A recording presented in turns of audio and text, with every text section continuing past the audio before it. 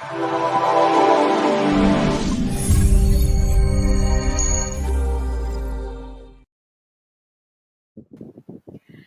alaikum everyone. Hope all of you are doing well. Here I am, your coordinator Halima Sadia from the YGA platform. YGA is the first youth led parliamentary initiative which is playing its role in administrative, political, social, and economic services. There are three platforms under its umbrella, which are Business Forum, Legal Forum, and Media Forum. Today we have a very honorable guest with us, Ma'am Fatma Beg. She is a digital communications expert and community builder. Her corporate experiences range across the telecommunications sector, startup community, and management consulting firms. She has co-facilitated and delivered multiple impact-driven trainings across Pakistan under the topic of communication skills and entrepreneurship. Today, we are going to discuss from education to profession the constraints for Pakistani women. Welcome, Ma'am Fatma. Pleasure to have you here. So, without further delay, we are moving towards our first question. My first question from you is that the traditional thought pattern of Pakistani people is the biggest concern of the time. Women are often considered fragile and weak and are provided with limited choices, either in the case of education or in the professional field, and so are encouraged to do less challenging jobs. So, what is needed to be done to change this kind of thought pattern? Hi, Halima. Thank you for the nice welcome. So, regarding your question, the first thing is that you must know as well that this is clearly बहुत बड़ी गलत फहमी, you can say. If you go back, I wouldn't say pre-partition era, but as soon as Pakistan came into being, if anyone is very well versed about our history, mashallah, we have four provinces. Each province is very different, and our women played a very important role in bringing the generations that are present today. Especially if we look at the diverse types of backgrounds, be it belonging to the villages or to the so-called urban areas at the time, and then growing on, women are were actually very much respected back then. I think ये जो हमारा current generation जो आ गया, unfortunately उसमें there's just a lot of you could say misconceptions जो खुद ही बनाई गई हैं. A lot of leg pulling, lots of, you could say,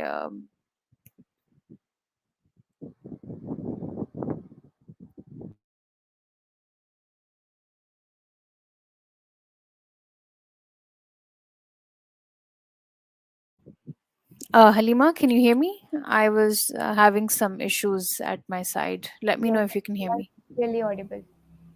All right. Yeah, and the next point was imposter syndrome, which you must have heard of. So, long story short, what I think is that to change this perception, the first thing is to recreate trust. अब अगर if we closely examine our current generation right now, if we look at people aged 18 to 35, you could say they belong to basically two generations. एक तो है 1990s के और फिर जो उससे थोड़ा सा पीछे होते हैं. So there was a very strong dynamic shift of technology, fast paced changes in day-to-day life preferences. An example would be that back in the day, I don't know if you know this, maybe your mother or your grandmother must have told you that newlyweds or even जिनकी बहुत देर से शादियां हो गई थी, who had families, अगर if the husband or if the kids they wouldn't eat at home, they would go out to eat, तो वो बहुत बुरा मनाया जाता था. Yeah, it sounds so funny when I'm saying this, but this is actually a very true fact. And अब तो अगर हम किसी को दावत पे बाहर भी लेके जाते हैं तो बिल्कुल भी नहीं बुरा मनाया जाता. So we have to recreate that trust given the different you could say, fast paced environment that we're in now, especially technology. Social media, to when you hear the word social media, bas itna hi aa jata hai: Facebook, Instagram, LinkedIn, Snapchat, just social platforms where you get to know about celebrities, or just post up your own pictures in your own small social circle. Or it's much more than that. And all of these micro elements are interlinked into a very big picture when it comes to the reputation of women. And because, yes, unfortunately, it's very true, and it's sad that I'm saying this, that we are underestimated. Sometimes we are put into the shadow. But if we want to break that, we have to first create trust. And how do we create trust is by first understanding where are the pain points coming in our society. We have a lot of pain points, starting from our villages to our even the big cities. There are pain points according to every class. So we have to take it step by step. We have to first create that trust, that if we you know provide such platforms for women to have the same rights, the same opportunities as men and whatnot, there should be no obstacle or hiccup that would maybe behind the scenes create another mistrust issue, or just more reasons to do all sorts of unethical incidents which are occurring. I hope I've answered the question. Indeed, you have raised a very important point here that ये जब face change हुआ है ना, actually ये generation gap जो create हुआ है, और बहुत सडनली टेक्नोलॉजिकल एडवांसमेंट्स, और इसकी वजह से बहुत ज़्यादा एक मिसकॉन्सेप्शन सा क्रिएट हो गया that female is week. Indeed female ने बहुत ज़्यादा रोल प्ले किया है. इवन अगर हम पास्ट टाइम्स में भी देखें, तब भी वॉर सिचुएशंस में फीमेल तब भी रोल प्ले करती थी. और अगर हम पाकिस्तान के इंडिपेंडेंस की बात करें, तब भी उन्होंने बहुत ज़्यादा बढ़ चढ़ के जो है वो अपना रोल प्ले किया. लेकिन dilemma is that they are not encouraged enough. उनको हमेशा बैक स्टेज पे रखा जाता है. सो moving towards the other question is that we have seen that unfortunately that women literacy rate in Balochistan is lowest in the world, and problem is the lack of educational institutions and security concern. So what do you think the kind of policy changes need to be done at the government level and public level? So this is also similar. I have a similar answer to this question as compared to the first question's answer. Is first creating trust. Now, before we even introduce policies or anything at a government level, first thing is the government needs to recognize the pain points of Balochistan, the culture and whatnot. That's the first thing. It's a generic idea, or a generic concept actually, that I'm going to point out here, and it works everywhere. If you need to introduce something new, in the long run especially, to a foreign area, and that area is not very you could say acceptable towards change, they don't like change. So the first thing is to talk in their language, motivate them, show them that it's not as bad as you think it is, and you won't be manipulated or violated of whatever that's going to come up. So regarding Balochistan, there are a lot of problems happening there, unfortunately. They feel neglected for a lot of reasons. And by the way, Balochistan is beautiful. Balochistan is so pretty, from the caves to the beaches, everything is amazing. So, it's very sad that if we cannot see much growth or happening over there, it's just because that there's no trust. So, I would advise the government to first, in a very positive way, instead of putting out policies straight up. And by the way, the policies are never a big deal. Example would be free education for girls aged from kindergarten level, which is like 3 years to 4 years to maybe metric or however you want it, fine, you can introduce this policy, but it's not going to be effective until you first bring our Balochi brothers and sisters on board, that we have a lot of respect for you, we want you to trust us, and whatever we introduce or we implement, it's because we want the best for you guys. So yeah. Indeed, it is true that to implement any policy, to introduce any policy, and to find a result, we need to understand the culture regarding which we are going to introduce that. So, I want to ask that what kind of difficulties did you face as you pursued your education and then work in the workforce to serve your country? So, although I don't like getting personal, but if there's anyone who can, maybe benefit from hearing this, I won't entirely put it on myself, but I will mention certain incidents without disclosing names because these are real incidents that have happened. So, an example regarding education would be at university. University is a major transition from school, especially with the age and the goals, and it's an entire phase, you could say. You're preparing yourself for a lot of things. So in university, unfortunately, there was a lot of discrimination, especially as a high performing student, where I feel that the teachers, they need to throw out even 1% of bias that they may have. There's healthy favorism and then there's toxic favorism. So, when toxic favorism or even a slight pinch of bias comes in the classroom, it can always create a hurdle. And for the females, it's 10 times worse. It's always 10 times worse because we are not really, treated in a way that if we raise an issue, it's dealt without bias. Unfortunately, I've seen it with my own eyes. If a female, she'd raise an issue to the admin staff that I've been followed by XYZ, or one of my instructors has unfairly graded me, first of all, the normally the administration, they will provoke the complainer that you must have done something to start this issue, or they won't even take it seriously. Not everyone knows this, but I did actually have a problem once with one of my grades. I got the wrong grade, and it was not my fault. It was a human error, which is fine, but it took me 2 months to get my grade marked correctly. And it was such a pain. Why? Because nobody was believing me. And the best part is that I always used to record my grades, be it assignments, quizzes, midterms. So I had the entire record, and because I had the record, I could put my case that this is what has happened and it doesn't make sense that I got these grades. So this was regarding university.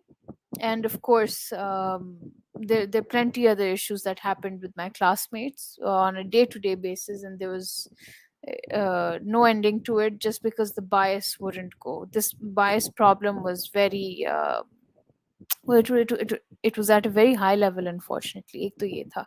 Then regarding the workplace, it's uh, it's very sad yet a little bit funny to mention, but this is a couple of years ago. शुरू शुरू में ये internships जब की थी, तो उस वक्त भी अपने आप को बहुत बड़ा समझा था कि मैं तो इंटर्न हूँ. It's a big shot, it's a big deal. Interning in the headquarters of almost every telco company in Pakistan. उसमें सबसे बड़ा struggle ये था was breaking through the intern level. Getting a job after completing an internship was impossible. It was always given to the boys, unfortunately, and it had nothing to do with whether you weren't performing up to the mark, or your department wasn't relevant, or there weren't any opportunities. Aisa kuch nahi hai. There was again bias. And even if you did get the job, the growth scale was very limited. It was just more like, you have been allotted this place, and you're just going to stay there. You're not expected to grow, you're not expected to climb the corporate ladder. Why? Because that's just a fixed mindset that has been made there. It doesn't matter if you're the smartest person on earth, it doesn't matter if you arrive to office on time, if you accommodate everybody. At the end of the day, it's the mindset, it's the bias that needs to break. And yeah, I had to go through it as well. Thank you a lot for sharing your experience. Indeed, you have said it right that biasness is one of the hurdles faced by females nowadays, which further discourage them and their participation, especially when even deserving participants are put aside. So, my next question is related to this, that we rarely see women in Pakistan at the leading or managerial posts or a part of any decision making process because of gender biasness and some lack of confidence among the female candidates. So, how this kind of hurdle be overcome? Well, the first step is not to give up. You need to keep trying, and keep trying. It might take you maybe 10 years, it might take you 5 years, it might take you 1 year. You never know when you get to call the shots. And, although we don't have um, an impressive number of women at high level government posts, it's very rare. But the women who are there, they're doing such an amazing job. And I really hope that with time, the trust is created that if we bring more such courageous female leaders in the front face role, it's we won't, be there won't be any disruption. Instead, it's just going to be growth, growth, and growth. Right. Consistency is indeed a key to success. Do you think that child marriages prevent women from achieving their full potential in both their personal and professional lives? Absolutely, there is no doubt in this. Absolutely. And what really concerns me is that it's the 21st century, and like we earlier discussed about the rapid evolution of technology being introduced in our era, it's very strange that child marriages still exist. They by now they should be, if anyone even hears the word child marriages, it should be something very unpleasant for the ears to hear, because it just doesn't conform with the, even if not on a global scale but even on a national scale, it just doesn't conform with how trends are setting up and taking place. I mean, I don't know what do families expect, but in my mind and what I've seen is that when child marriages occur, there are two situations. Either the bride and the groom, although it doesn't make any sense to call them that because they're still children, are more or like the same age, or the the bride is a child and the groom is, at least maybe 20 or 30 years older, which is not really making sense. So in either of these situations, even if the child bride, she officially gets married and she leaves her birth home, I mean, what do you expect? If the child marriage is happening, it's happening for a reason, and there was never a time when a child marriage happened for a positive reason. Let's first clear that out. It was never for a positive reason. So how can you expect that even in a child marriage, if the groom is educated and he knows what's happening? Have you ever heard of a situation where the groom empowered the child bride? He gave her education, he empowered her on what are her rights. He himself, he's grooming her and telling her that this is what you're supposed to do, this is how things should be done, basically showing her the world through his protection. ऐसा तो कोई scene नहीं है. So child marriages are always going to be a very painful hiccup in our society, and if they don't end, then it's just going to be a sad story for a lot of people. Yes, indeed, that despite the evolution of technology and being in the 21st century, it hurts a lot to see this kind of trends still exists. And you have rightly said that the educated groom doesn't necessarily lead to empowerment of the bride. So my next question is that the given the stereotype that women only need to pursue a basic education before getting married, what steps should be taken to improve the education of women in Pakistan?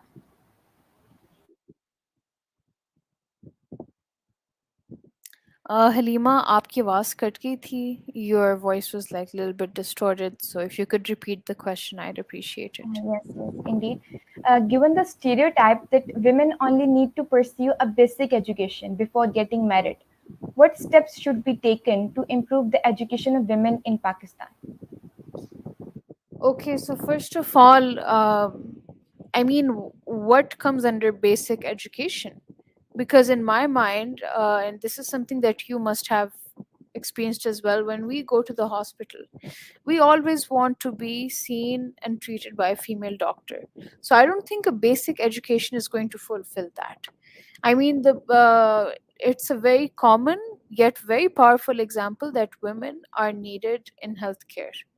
There's no doubt, and in every department, from gynecology to general physicians to emergency, you name it, in every department women are needed. So I would I don't think women need a basic education. I think they need a full-fledged proper education. They need proper degrees, they need proper certifications, because women need women. I just picked out the example of healthcare, but it doesn't end there.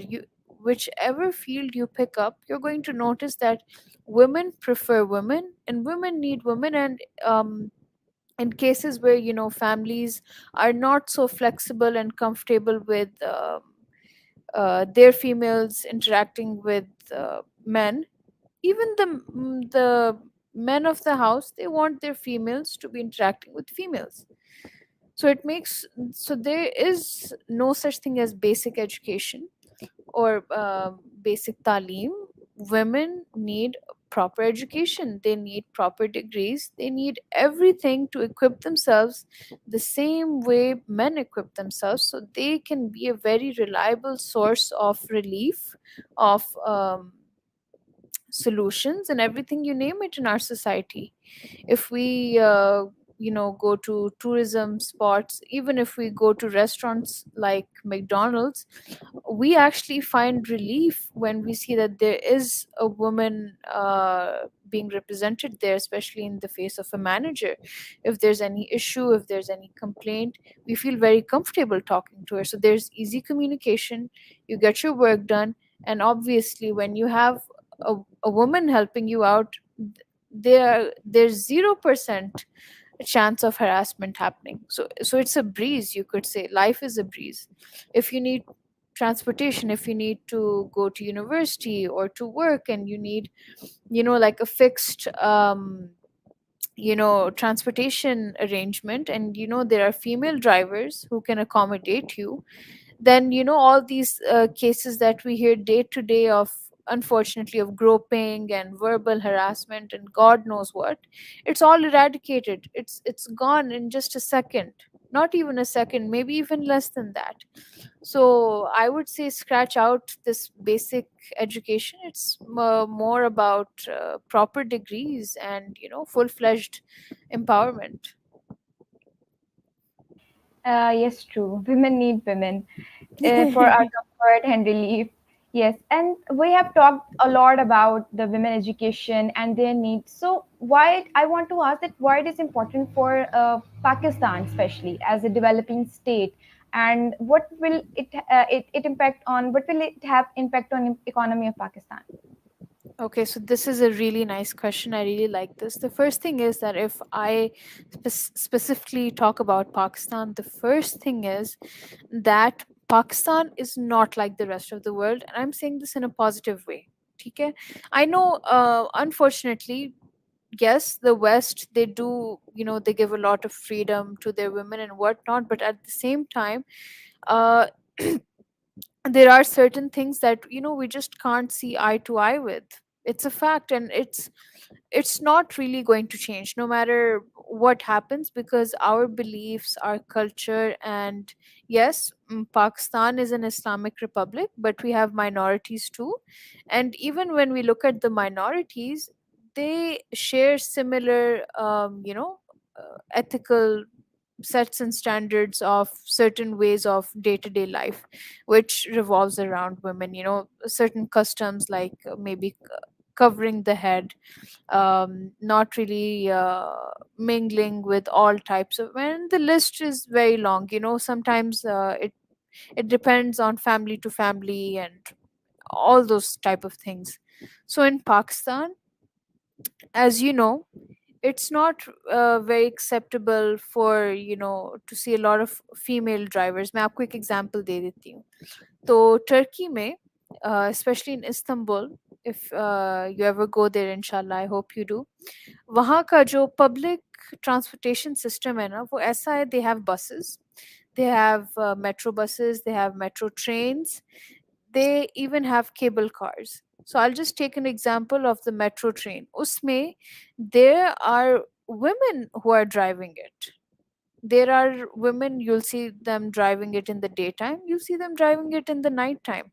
And why is that happening? It's because they have made themselves in a way that women can go and do these type of jobs, and at the same time they don't have to worry कि अगर रात के 11 बज गए 12 बज गए, क्योंकि काफ़ी लंबी शिफ्ट्स होती हैं.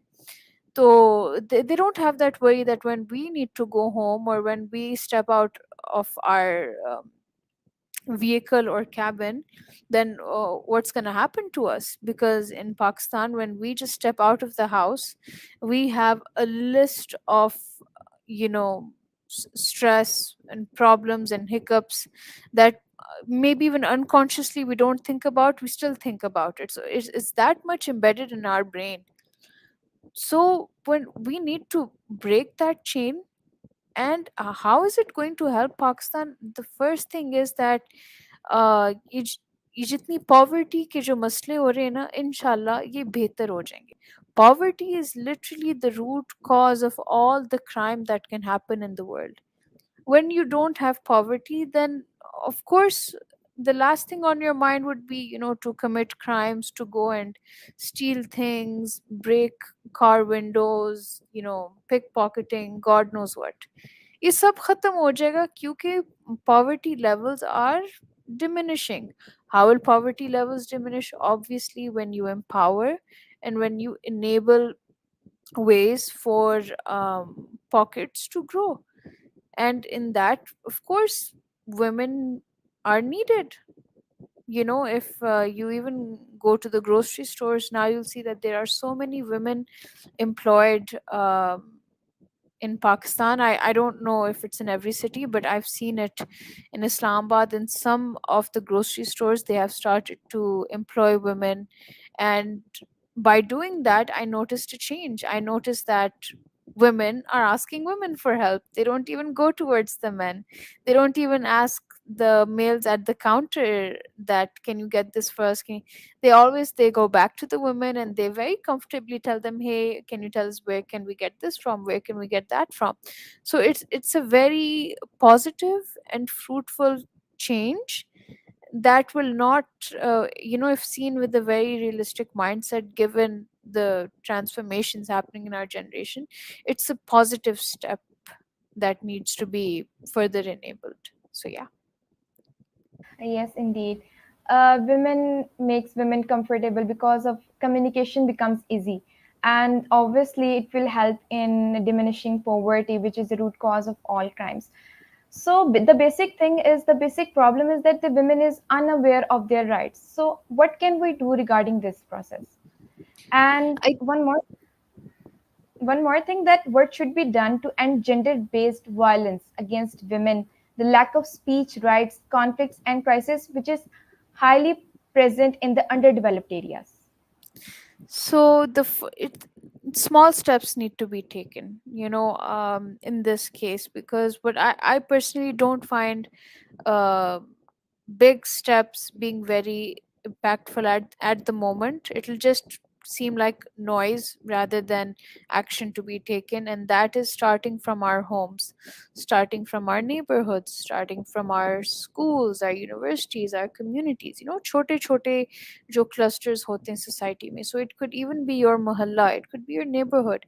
Just slowly picking up the pieces, introducing this concept that for some might be foreign, for some might be wrong, for some might be so unethical. And if found wrong, unethical, foreign, introduce it in a way that it doesn't seem like that anymore, because it's not. If a woman is, or if a girl is, enabling herself to make decisions for herself, take care of her family, be very well versed about the world, and she knows that if she sees something wrong happening, or if she finds that someone is not really being as honest as they can with her, and she can speak up about it, she can talk about it, then the chances of unethical incidents happening would be very less. She'll be more respected in society, and even society will also trust her. Society will not see her the way society is seeing her today.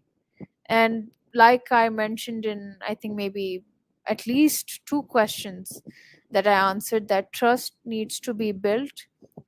For that, you cannot show the other person wrong, by the way. You cannot always start by saying that this is the nine safi that we have experienced, or this or that. You first need to prove yourself. And I also come under this. I'm no exception. You always have to first prove yourself. एक तो ये हो गया. And the second thing regarding the gender violence, again, it has to start on a smaller scale. In our homes, if we have brothers and sisters, the brothers need to know that we need to always be respectful towards our sisters, our moms. तो फिर आगे जाके they'll be respectful towards their wives and their daughters, and then it'll be carried out in the next generation. It starts from home, actually. Then when we step out of the house, where do we go? We go either to an office, school, the mosque, the mall, wherever we go. When we step out of the house, wherever we go, the same concept of respect is implemented over there. And respect is always the solution. This is what I believe. When you have respect for the other gender or the other person, how can you have gender violence? You cannot. Yes, you can have conflict, you can have issues, you can have things that you might not like, but you will deal with them in a respectful manner. And that respectful manner will never be through gender violence and all these crimes and unethical ways of raising issues. And sometimes it's not even raising issues, it's just creating commotion. So with the concept of respect, that will end, and it will be hopefully a very smoother and more peaceful society to live in. Indeed, respect is the basic key element to end this gender-based world and society. And the steps needs to be taken from home, because if we start from home, then it will prevail in the society one by one. And indeed, trust needs to be built to end this all dilemma. Thank you so much for having a fruitful discussion and giving your precious time. Take care. Allah Hafiz. Thank you so much for your time, Halima. I hope we all get to benefit from this discussion, inshallah. Take care. Allah Hafiz.